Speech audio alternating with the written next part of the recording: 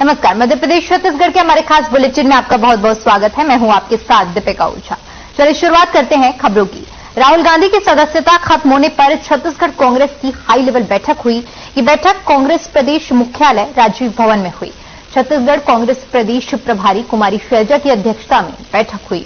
प्रदेश अध्यक्ष मोहन मरकाम, शिक्षा मंत्री प्रेम साय सिंह टेकम, PHE मंत्री गुरु रुद्र कुमार, स्वास्थ्य मंत्री TS सिंहदेव, राजस्व मंत्री जय सिंह अग्रवाल समेत कांग्रेस प्रदेश कार्यकारिणी के सभी सदस्य और जिलाध्यक्ष मोर्चा प्रकोष्ठ के अध्यक्ष मौजूद रहे।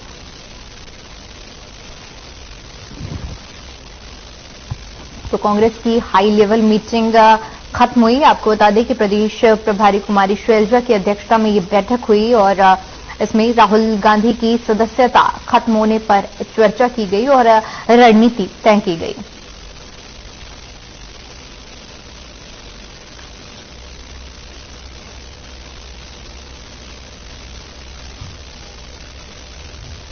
वहीं छत्तीसगढ़ में आरक्षण पर एक बार फिर से राजनीति तेज हो गई है। राज्यपाल विश्वभूषण हरिचंद के बयान के बाद छत्तीसगढ़ का पक्ष विपक्ष आमने सामने आ गया है। कांग्रेस से कैबिनेट मंत्री अमरजीत भगत ने कहा कि आरक्षण हमारा अधिकार है, हम इसे लेकर रहेंगे। मंत्री अमरजीत भगत ने बीजेपी पर आरोप लगाते हुए कहा कि बीजेपी पर्दे के पीछे छिपकर आरक्षण को रोकने की कोशिश कर रही है। राज्यपाल को इस पर पुनः विचार करना चाहिए। अन्य पिछड़ा आदिवासियों को जो आरक्षण मिलता रहा है वो पुनः मिलना चाहिए। हमने विधानसभा में बिल पारित करके भेजा गया है, उस पर तत्काल विचार किया जाए, नहीं तो आने वाले समय में लड़ाई तेज होगी। इस मामले में बीजेपी की ओर से वरिष्ठ नेता बृजमोहन अग्रवाल का कहना है कि जो विषय है वह पहले ही समाप्त हो गया है। सरकार और भूपेश बघेल अपनी जिम्मेदारी से भाग रहे हैं। आरक्षण हमारा अधिकार है, हम इसको लेके रहेंगे और भारतीय जनता पार्टी पर्दे के पीछे छुप करके जो आरक्षण को अटकाने का कोशिश कर रही है उनको ये भारी पड़ेगा। राज्यपाल जी को पुनः इस पे विचार करना चाहिए और जो पूर्व में आदिवासी वर्ग को एवं अन्य पिछड़ा वर्ग को, SC वर्ग को जो आरक्षण मिलता रहा है वो जिसके लिए विधानसभा में बिल पारित करके राज्यपाल के यहां दस्तखत करने के लिए भेजा गया, तत्काल उसको दस्तखत होना चाहिए, नहीं तो आने वाले समय में और लड़ाई तेज होगा। देखिए, जो विषय है वो पहले ही समाप्त हो चुका है और सरकार और भूपेश जी अपनी जिम्मेदारियों से भाग रहे हैं। ये उनकी जिम्मेदारी है कि उन्होंने जब विधानसभा में विधेयक पारित कराया जनता को गुमराह करने के लिए, तो अब उसको वो पूरा करें। ये राज्यपाल जी के ऊपर दोषारोपण और बार बार राज्यपाल जी के पास मिलने का बहाना बनाना, ये कहीं न कहीं अपनी कमजोरी को छुपाना है। उन्होंने छत्तीसगढ़ के आदिवासी वर्ग के साथ, पिछड़े वर्ग के साथ, अनुसूचित जाति वर्ग के साथ में अन्याय करने वाली ये सरकार है, जिसका बदला 2023 के चुनाव में सभी लोग लेंगे। वहीं पूर्व मंत्री और बीजेपी प्रवक्ता अजय चंद्रकार ने राहुल गांधी के निवास खाली करने को लेकर बयान दिया। उन्होंने कहा कि सांसदों, विधायकों और आवासीय कमेटी को मकान आवंटित किया जाता है। अब राहुल गांधी सांसद नहीं रहे तो आवास कैसे रहेगा। उन्होंने कहा कि कांग्रेस शुरू से दुरुपयोग करती रही है और उसके बाद कहती है कि हम सब भी सही हैं। इसी के साथ ही और कई मामलों में उन्होंने अपनी बात रखी।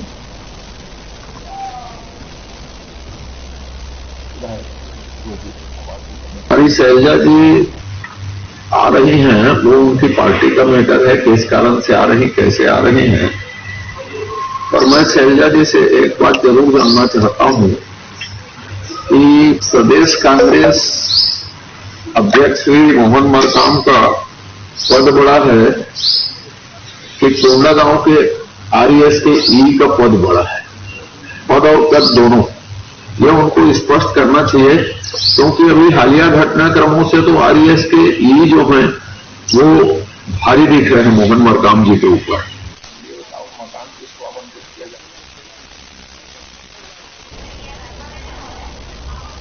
इस बीच रायपुर से बड़ी खबर सामने आ रही है। आपको बता दें कि हाईकोर्ट के मुख्य न्यायाधीश शपथ लेंगे। नवनियुक्त मुख्य न्यायाधीश रमेश सिन्हा शपथ लेंगे। राज्यपाल उन्हें शपथ दिलवाएंगे। बता दें कि आज शाम 6:30 बजे राजभवन में शपथ ग्रहण समारोह होगा। तो बड़ी जानकारी सामने आ रही है, जहां पर आज शपथ ग्रहण समारोह होना है 6:30 बजे राजभवन में आज शपथ ग्रहण समारोह होगा।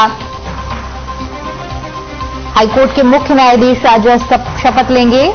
राज्यपाल आज उन्हें शपथ दिलवाएंगे। 6:30 बजे राजभवन में कार्यक्रम होना है।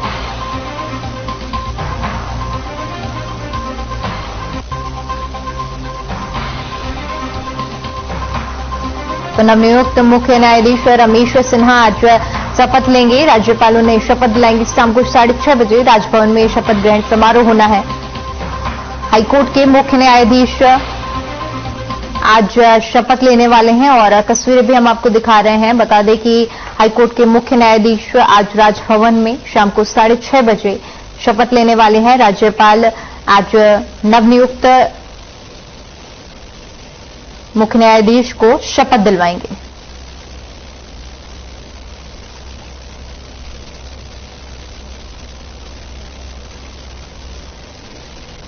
वहीं कोरिया जिले के बैकुंठपुर सिटी कोतवाली पुलिस ने अंधे कत्ल की गुत्थी सुलझाने में सफलता हासिल की है। आपको बता दें कि पुलिस से जानकारी मिली थी कि कंचनपुर पंडुपारा गांव में एक महिला की किसी अज्ञात युवक ने घर के अंदर घुसकर हत्या कर दी। सूचना मिलती ही फौरन पुलिस की टीम मौके पर पहुंची, जिसके बाद अंबिकापुर से डॉग स्क्वाड और एफएसएल की टीम बुलाई गई। पुलिस अधीक्षक त्रिलोक बंसल ने अतिरिक्त पुलिस अधीक्षक रोहित कुमार झा के मार्गदर्शन में अलग अलग टीमों का गठन किया और जांच शुरू की। मृतक महिला के परिजनों से पूछताछ के दौरान आरोपी युवक ने पैसे के लेन देन को लेकर हुए विवाद में हत्या करने की बात कबूली है। आरोपी रामबदन राजवाड़े पर हत्या के आरोप में मामला दर्ज कर आगे की कार्रवाई की जा रही है।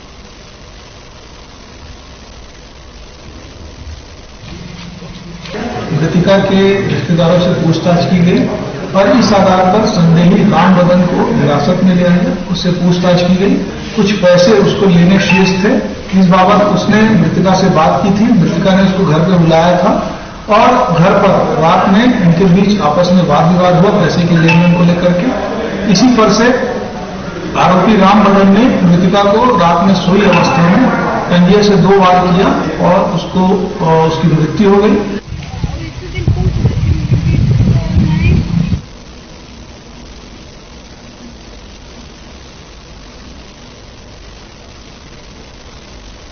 वहीं रायपुर से बड़ी खबर सामने आ रही है, जहां पर आपको बता दें कि प्रदेश में ईडी की कार्रवाई लगातार जारी है। गैंगस्टर विनोद बिहारी के घर पर ईडी की दबिश देखने को मिली है। 4 गाड़ियों में सवार होकर ईडी की टीम पहुंची है। आपराधिक पृष्ठभूमि से संबंध रखते हैं विनोद बिहारी। दुर्ग के दीपक नगर में गली नंबर 4 में उनका घर है, जहां पर बड़े नेताओं से भी विनोद बिहारी की पहचान है और इसी को लेकर ईडी की दबिश देखने को मिली है, जहां पर 4 गाड़ियां पहुंची हैं और आपराधिक पृष्ठभूमि से संबंध रखते हैं। दबिश दी जा रही है और प्रदेश में लगातार ईडी की कार्रवाई जारी है।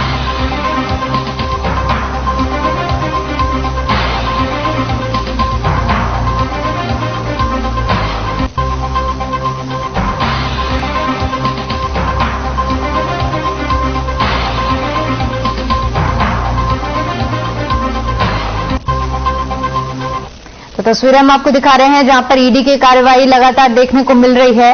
बता दें कि प्रदेश में बीते दिनों से ईडी की लगातार कार्रवाई जारी है और गैंगस्टर विनोद बिहारी के घर की बाहर की ये तस्वीरें हैं, जहां पर ईडी की 4 गाड़ियां पहुंची हैं और दबिश दी जा रही है। रायपुर की ये तस्वीरें हैं, जहां पर आपको बता दें कि दुर्ग के गली नंबर 4 में गैंगस्टर विनोद बिहारी का घर है और वहीं पर पहुंची ईडी की टीम।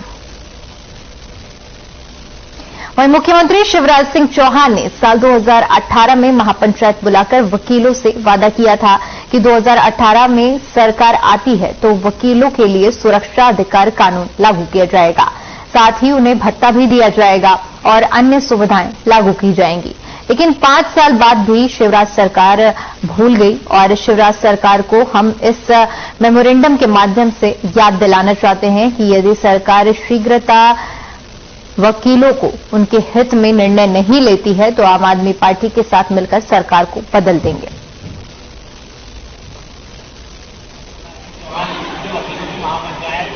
के मामले में मुख्यमंत्री शिवराज सिंह चौहान उन्होंने 2018 के अंदर वकीलों की महापंचायत बनाई थी मध्य प्रदेश के अंदर, और उस महापंचायत के माध्यम से ये आश्वासन दिया था कि अगर भारतीय जनता पार्टी की सरकार 2018 में मध्य प्रदेश में आई तो ये वकीलों के हित में काम करेंगे, वकीलों के लिए एडवोकेट प्रोटेक्शन एक्ट लागू करेंगे और वकीलों की अन्य जो सुविधाएं हैं वो देंगे। लेकिन आपने देखा कि वकीलों के साथ छल कपट किया गया है, वादा खिलाफी की गई है। जो आश्वासन दिए गए थे वो वकील महापंचायत से जो के माध्यम से जो हमको एक्ट लागू करेंगे और अन्य जो सुविधाएं दी जाएंगी, लेकिन वकीलों आज वकील समुदाय जो है मध्य प्रदेश के अंदर वो अपने आप को ठगा महसूस कर रहा है। वहीं रायपुर से बड़ी खबर सामने आ रही है, जहां पर स्कूलों के रेनोवेशन को लेकर निर्देश दिए गए हैं। 15 जून से पहले पूरा करवाने के निर्देश दिए गए हैं। 11,375 भवनों का रेनोवेशन किया जाना है और इसकी सूची अपलोड की जाएगी। स्कूल शिक्षा विभाग पोर्टल पर इसको अपलोड करना है।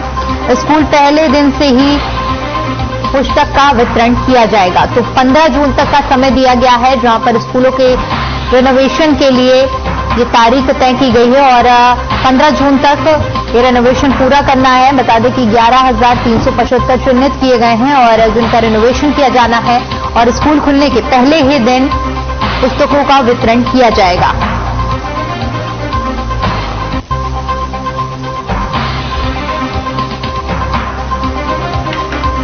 शिक्षा विभाग की तरफ से आदेश जारी किए गए हैं कि स्कूल के पहले ही दिन पुस्तकों का वितरण किया जाएगा। साथ ही साथ आपको बता दें कि स्कूल के रेनोवेशन के भी निर्देश दिए गए हैं। 15 जून से पहले काम को पूरा करना है और 11,375 भवनों का प्रकलन अपलोड करना है। वहीं छिंदवाड़ा में विराट 108 कुंडीय गायत्री महायज्ञ और प्राण प्रतिष्ठा समारोह का आयोजन किया गया, जिसमें अखिल विश्व गायत्री परिवार शांति कुंज हरिद्वार के मार्गदर्शन में जिले के समस्त विकास खंड समन्वयक, जिला अभियोजन संयोजक, प्रज्ञा मंडल, महिला मंडल और युवा मंडल, प्रज्ञा संस्थानों के व्यवस्थापक और साथ ही साथ ट्रस्टीगण गायत्री परिवार ने जिला संगठन छिंदवाड़ा की जिला स्तरीय गोष्ठी का आयोजन किया। 108 कुंडीय गायत्री महायज्ञ और प्राण प्रतिष्ठा समारोह की तैयारी की समीक्षा की गई, जिसमें जिले के समस्त गायत्री के परिजन उपस्थित हुए। साथ ही महायज्ञ की उपाचार्य भूमिका में देव कन्या की भूमिका होगी, इसके लिए प्रशिक्षण भी पूरा किया गया। इस अवसर पर जिला समन्वयक दिनेश देशमुख, प्रमुख ट्रस्टीगण और कमला डहेरिया बहन के साथ परिजनों ने उपस्थिति की। विराट 108 कुंडी गायत्री महायज्ञ के समय से होगा 5 बजे से। इधर प्राण प्रतिष्ठा का क्रम और यज्ञ का क्रम, इधर प्राण प्रतिष्ठा का क्रम चलते रहेगा और यज्ञ का क्रम भी प्रारंभ रहेगा। दोनों क्रम एक साथ संपन्न होंगे। साथ ही उसी दिन सुबह के समय में 2400 बहनों का पुष्प संस्कार होना है। सभी विकास खंडों से बहने पहुंच रही हैं और अपने से जुड़े हुए सभी जो गर्भवती माताएं हैं उनको भी आप लोग उस समय बुलाने का प्रयास करेंगे। 9 बजे के लगभग यहाँ पर संस्कार संपन्न होगा।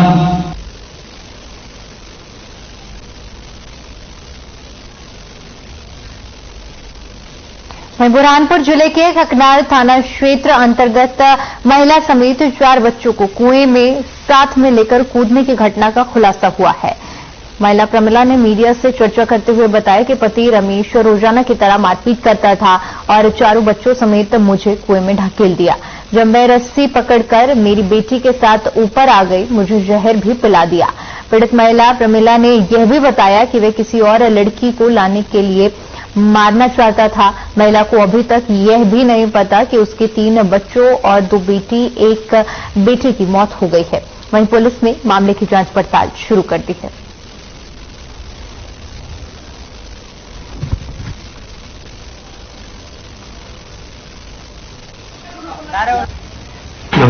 ककनाल थाना क्षेत्र अंतर्गत एक मामला हुआ था, जिसके अंदर कुएं में जो है वो लाश मिलने की बात सामने आई थी, जिसमें ये पता चला कि एक महिला जो है वो अपने पति के साथ में उसका झगड़ा हुआ और उसके बाद में वो अपने 4 बच्चों को लेकर घर से बाहर निकली चारों बच्चों को जो है प्राइमा फेसी जो बात सामने आई है उसमें ये सामने आया हुआ है कि महिला ने चारों बच्चों को कुएं में फेंका, उसके बाद में खुद भी कुएं में कूद गई, मगर उसके बाद वो खुद निकल गई और उसकी जो बड़ी बच्ची थी 6 साल की आती उसको उसने निकाल लिया। और जो बच्चे में 3 बच्चे थे जिसमें से एक 1.5 साल का था, 1.5 साल की लड़की थी, एक 3 साल की लड़की थी और एक 4.5 साल का लड़का था, उन तीनों की डेथ हो गई।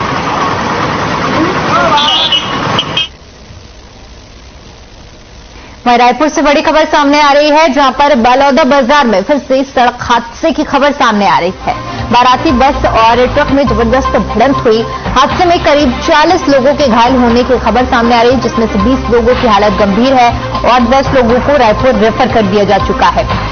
रायपुर के पचरी बिलाईगढ़ से वापस आ रही थी बारात और गिधौरी के पास ये सड़क हादसा हुआ है, जहां पर अब पुलिस इस पूरे मामले की जांच पड़ताल में जुट गई है। तो बड़ी जानकारी सामने आ रही है, जहां पर बाराती से बड़ी बस का एक्सीडेंट हो गया है और इस पूरे हादसे में 40 लोगों के घायल होने की खबर सामने आ रही है, जिसमें आपको बता दें कि 20 लोग गंभीर रूप से घायल हैं। उनमें से 10 लोगों को अस्पताल में भर्ती कराया गया है रायपुर के, बाकी सभी घायलों का इलाज जारी है।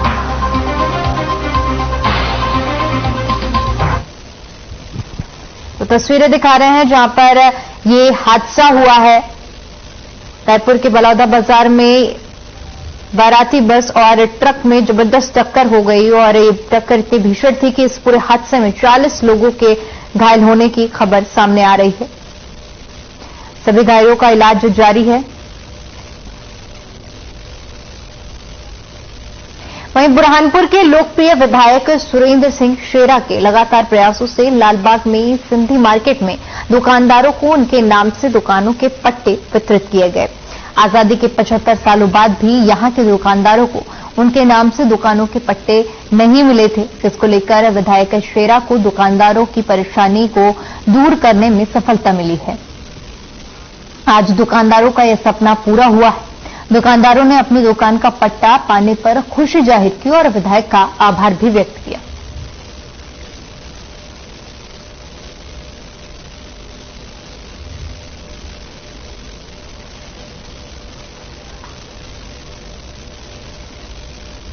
वहीं प्रदेश स्तरीय आंदोलन के तहत बुरहानपुर जिले में परियोजना अधिकारी, पर्यवेक्षकों और आंगनबाड़ी कार्यकर्ता सहकारिताओं ने हुंकार भरी है। नियमित किए जाने और सेवानिवृत्त होने पर प्रोत्साहन राशि देने, आकस्मिक मृत्यु होने पर परिजनों को अनुकंपा नियुक्ति देने समेत अन्य मांगों को लेकर 13 मार्च से सामूहिक अवकाश आज 14वां दिन है। सभी एकत्रित होकर इन्होंने रैली निकाली और हाथों में बेलन और थाली बजाकर सरकार को जगाया। कार्यकर्ता और सहायिकाओं ने जमकर नारे भी लगाए।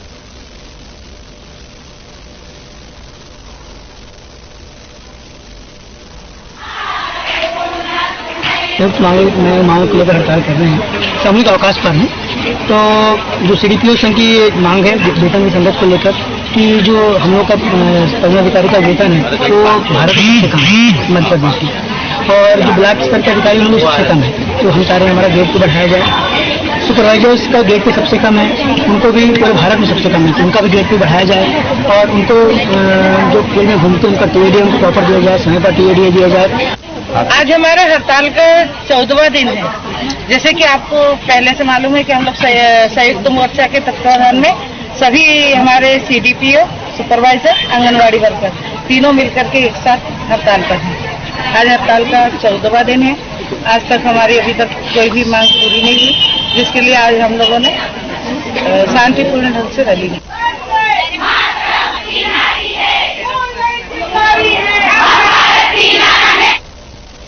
वहीं छिंदवाड़ा में पिछले कई दिनों से हड़ताल पर बैठी जिले की आशा उषा कार्यकर्ता महिला संगठन ने रैली निकालकर कलेक्टर के नाम ज्ञापन सौंपा। आपको बता दें कि रैली में सैकड़ों की संख्या में जिलाध्यक्ष मंजू कुशवाहा आशा ने उषा कार्यकर्ताओं का नेतृत्व किया। साथ ही साथ कार्यकर्ताओं ने नारेबाजी करते हुए उनका मानदेय 10,000 रुपए करने के साथ साथ उन्हें सरकारी कर्मचारी घोषित करने और कार्य समय निश्चित करने की मांग भी की है।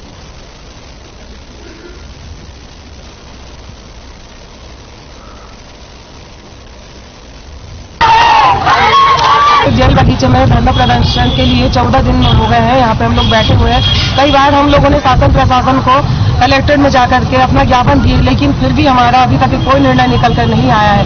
आज हम लोगों को यहाँ पर 14 दिन हो चुके हैं, लेकिन हम लोग आज यहाँ पर चेतावनी दे रहे हैं कि अगर 3 तारीख तक अगर हम लोगों को कोई निर्णय निकल कर नहीं आएगा, हमें कोई सूचना नहीं दी जाएगी, तो हम लोग फिर इसके आगे उग्र आंदोलन करेंगे। और अगर हमें जरूरत पड़ी तो राजधानी स्तर पर हम लोग धरना भूख हड़ताल भी करेंगे।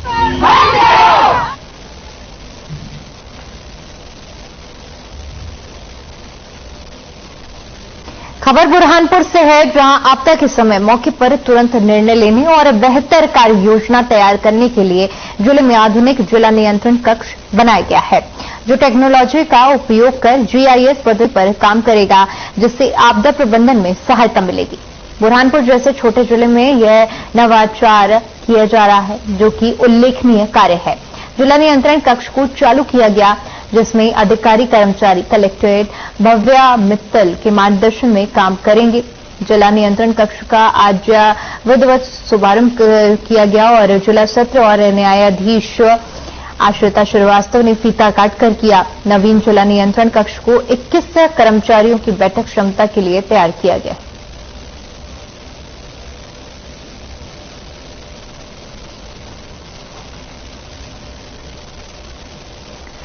नियंत्रण कक्ष बनाया गया है और आज उसका मार्गदर्शन का काम होगा। GIS टेक्नोलॉजी से लिप्त होगा ये आपदा प्रबंधन कक्ष। बता दें कि 21 लोगों के बैठने की क्षमता है इस कक्ष में, जिसका उद्घाटन किया गया और तस्वीरें भी हम आपको दिखा रहे हैं, जहां पर इस कक्ष का उद्घाटन किया है और पूरी टेक्नोलॉजी से लैस है ये आपदा प्रबंधन कक्ष। आधुनिक जिला नियंत्रण कक्ष इसे बनाया गया है।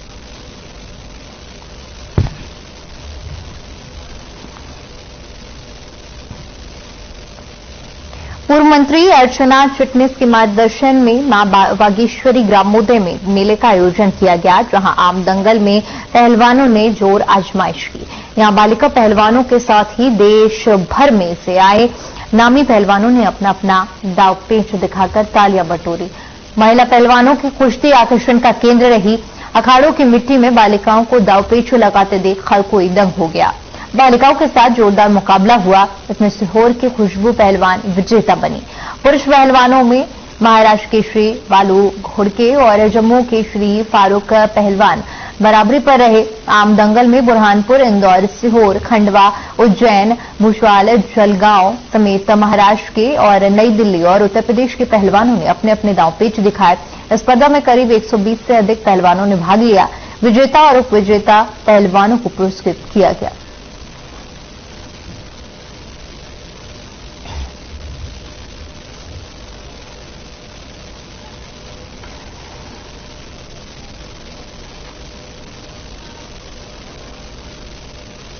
वहीं छिंदवाड़ा में इंटरनेशनल टेनिस फाउंडेशन के 3 से 8 अप्रैल के बीच में इंटरनेशनल टेनिस प्रतियोगिता का आयोजन किया जाएगा। आपको बता दें कि छिंदवाड़ा में पहली बार इंटरनेशनल स्पर्धा का आयोजन हो रहा है। इंटरनेशनल टेनिस फेडरेशन में कई देश और 6 रीजनल एसोसिएशन शामिल हैं। मरवानी स्थित प्लेटो क्लब में होने वाले आयोजन को लेकर आयोजित समिति के अध्यक्ष गुरजीत सिंह बेदी और टूर्नामेंट के डायरेक्टर मिलन मनखाते ने बताया कि इस योजना को लेकर खिलाड़ियों में अति उत्साह है। आपको बता दें कि इस प्रतियोगिता में देश और विदेश के खिलाड़ी भी शामिल हो रहे हैं।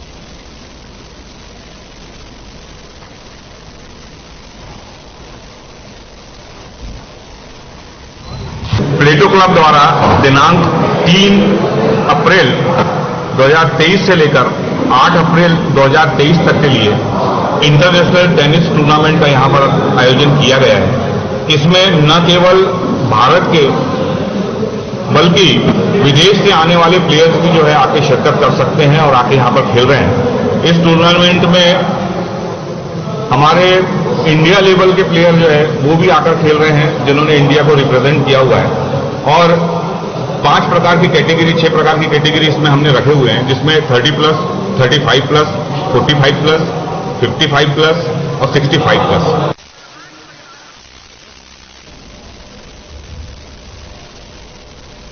चलिए फिलहाल के लिए मध्य प्रदेश छत्तीसगढ़ की खबरों में इतना ही। बाकी तमाम बड़ी खबरों के लिए बने रहे हमारे साथ। नमस्कार।